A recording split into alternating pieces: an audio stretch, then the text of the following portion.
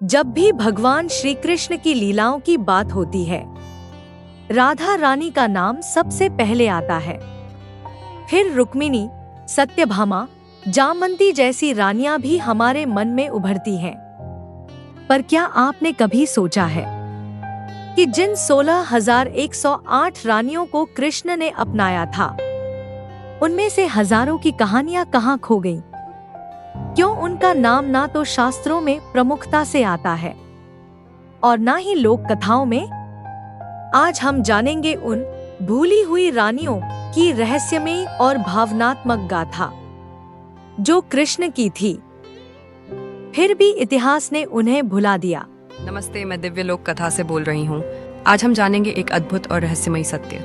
ये कथा सिर्फ कहानी नहीं बल्कि आस्था, शक्ति और ज्ञान का प्रतीक है। अंत तक जुड़े रहिए, क्योंकि ऐसा रहस्य आपने पहले कभी नहीं सुना होगा। अगर आप भी सनातन धर्म की गहराई में डूबना चाहते हैं तो हमारे चैनल दिव्य लोक कथा को अभी सब्सक्राइब कीजिए। हर दिन एक नई कथा, एक नया रहस्य। भागवत पुराण में उल्लेख मिलता है कि नरकासुर नामक एक असुर ने 16,100 कन्याओं को बंदी बना लिया था। वे सभी विभिन्न राजघरानों की थी। नरकासुर के वध के बाद जब श्री कृष्ण ने इन कन्याओं को मुक्त किया तो समाज ने उन्हें स्वीकार करने से इनकार कर दिया। वे अपमानित, परित्यक्त और निराश थी। तब भगवान श्री कृष्ण ने उन्हें अपनाया, समाज से नहीं, अपने हृदय से। ना कोई विवाह मंडप था, ना बाजे गाजे, ना कोई शाही समारोह। फिर भी वो विवाह दिव्यतम था। इन 16,100 रानियों का जीवन शाही महलों में नहीं बल्कि भक्ति और तपस्या में बीता। उनमें से अनेक रानियां कृष्ण के दर्शन के लिए तड़पती रहीं, क्योंकि श्री कृष्ण द्वारका, मथुरा और कुरुक्षेत्र में अपने कर्म में रत थे। शास्त्रों में वर्णन है कि रानी अर्चना प्रतिदिन तुलसी से भगवान को अर्पित कर उनका ध्यान करती थी। रानी वनमाला, जो विदर्भ से थी, प्रतिदिन एक दीपक जलाकर कृष्ण का स्मरण करती थी। रानी मंदाकिनी ने कृष्ण के वियोग में मौन व्रत लिया और अपने अंतिम क्षण तक उनका नाम जपती रहीं। ये रानियां प्रेम की साक्षात मूर्तियां थी, जिन्हें कभी भोग की चाह नहीं थी।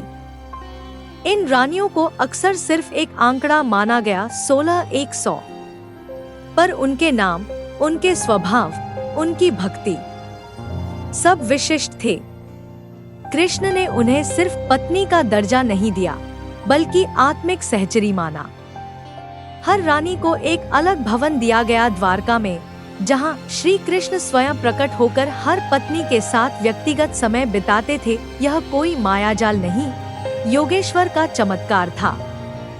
पर जब श्री कृष्ण ने इस धरती से लीला समाप्त की तो वे सभी रानियां तपस्विनी बन गई और कई रानियां सती हो गई, क्योंकि उनके लिए कृष्ण ही जीवन का अंतिम सत्य थे।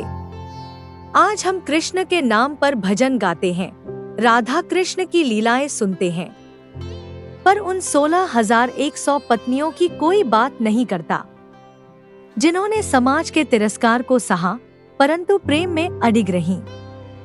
उनका नाम इतिहास ने नहीं लिखा, पर उनकी भक्ति अदृश्य अक्षरों में ब्रह्मांड पर अंकित है।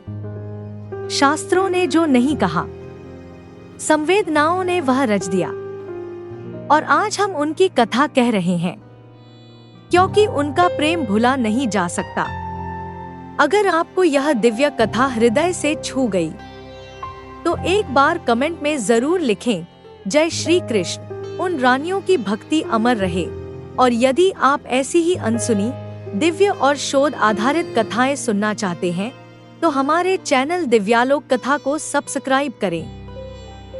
हर सप्ताह एक नई रहस्यपूर्ण कथा, एक नई आध्यात्मिक यात्रा।